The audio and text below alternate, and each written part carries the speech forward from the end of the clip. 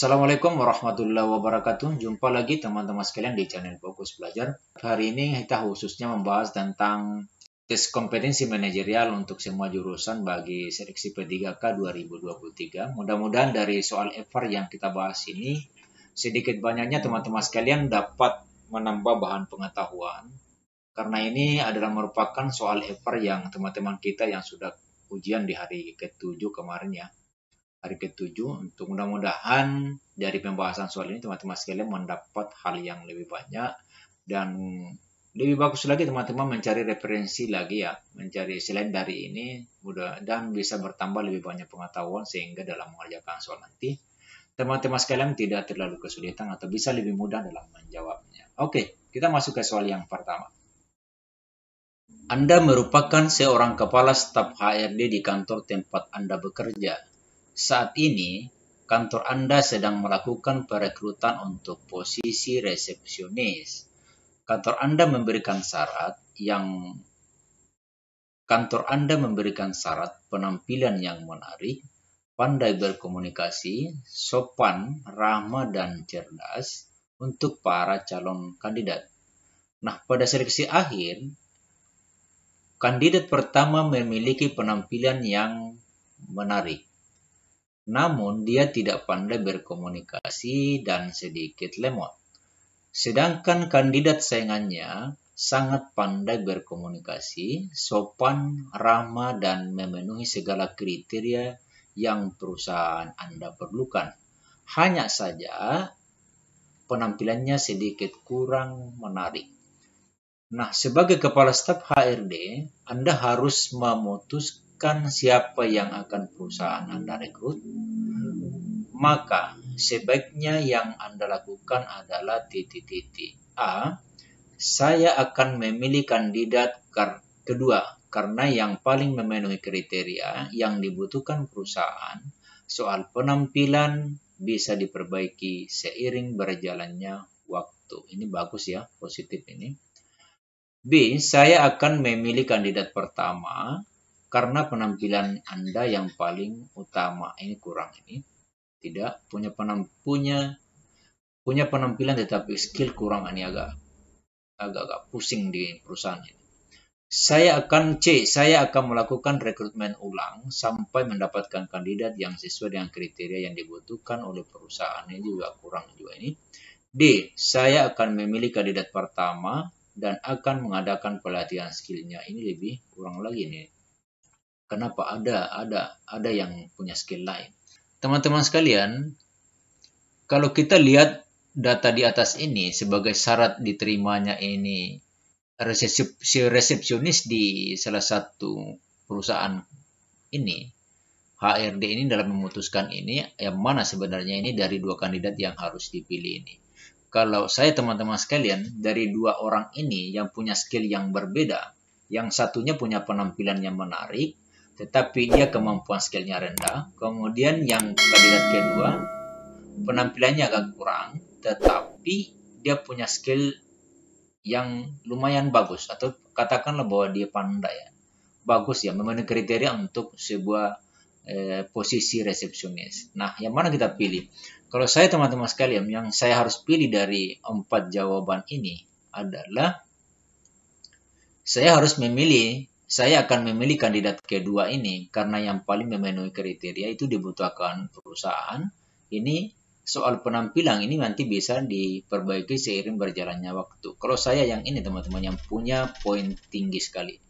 Kemudian B, saya akan memilih kandidat pertama karena penampilan yang ini agak kurang. Saya enggak lebih respect ini. C, saya akan melakukan rekrutmen ulang. Ini juga ini keterlambatan waktu kalau ini. Saya akan memilih kandidat pertama dan akan mengadakan pelatihan skill untuknya. Ini juga lumayan juga. Jadi skill itu langsung skillnya. Nah, kalau begitu teman-teman sekalian, saya pilihnya kalau di A di sini.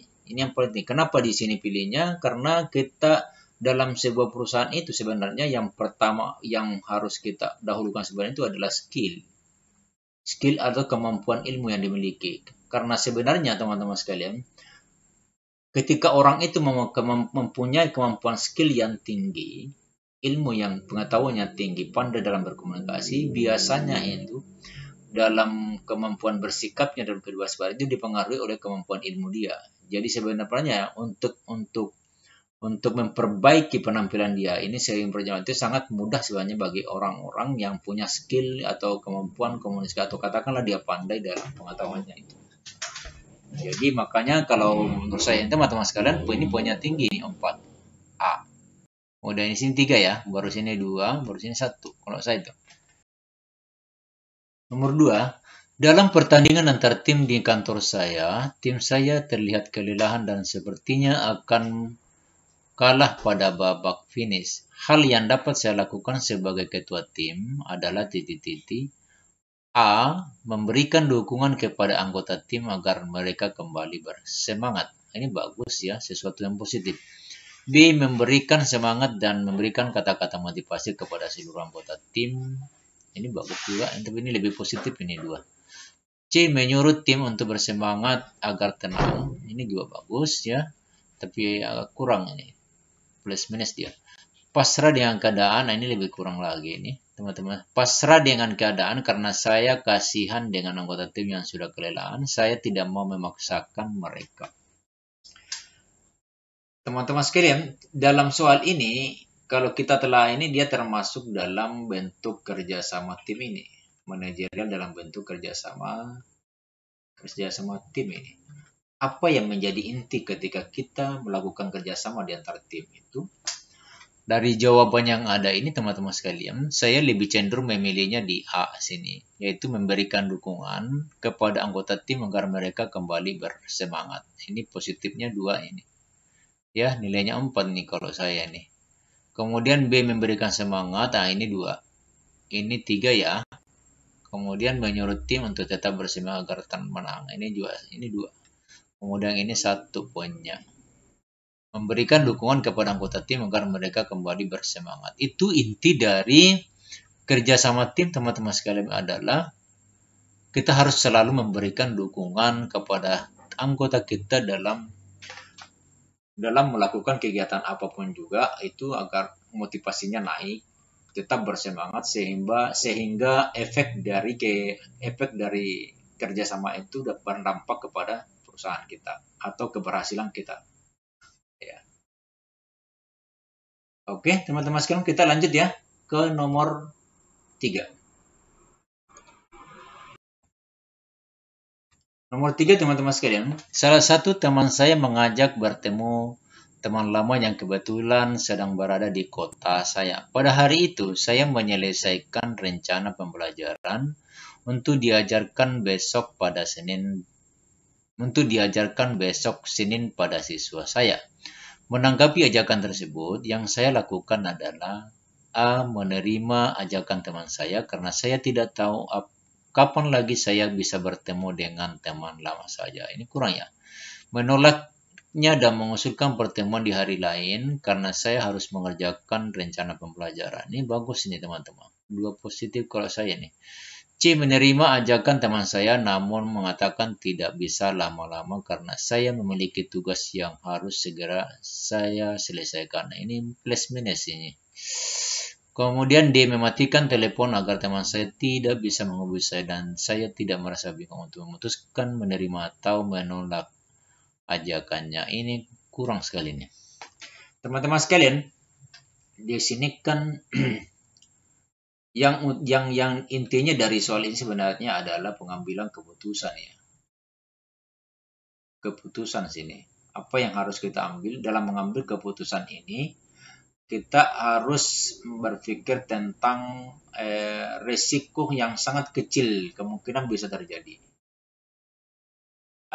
Nah, kalau begitu kita teman-teman sekalian, kita lihat ini bahwa di A ini, menerima ajakan teman saya karena saya tidak tahu kapan lagi saya bisa bertemu dengannya. Ini sangat kurang ya sebenarnya. Sekalipun kita tidak pernah ketemu, tetapi kan persoalannya ada pekerjaan kita yang harus menuntut juga diselesaikan ini. Makanya saya kurang respect ini negatif dia ini. B. Menolaknya dan mengusulkan pertemuan di hari lain karena saya harus mengerjakan rencana pembelajaran. Kalau saya ini adalah yang benar ini teman-teman sekalian. Poinnya tinggi 4 ini. Kenapa? Ini 2 plus di sini. Kita menolak di sini, tetapi kita bisa lebih fokus di mengerjakan rencana pembelajaran ini dan otomatis itu hasilnya positif ya. Kemudian di sisi lain, kalau kita menolak dan kita jadwalkan di hari lain, ini ya teman-teman sekalian, kita bisa lebih leluasa di sini karena sudah tidak ada tekanan atau tuntutan yang harus kita kerjakan di pekerjaan lain itu. Jadi dua-dua di sini kita bisa berhasil ya. Kita bisa di sini saling ketemu lama, terus di sini pekerjaan kita juga berhasil, yaitu dalam rangka mengerjakan rencana pembelajaran untuk siswa.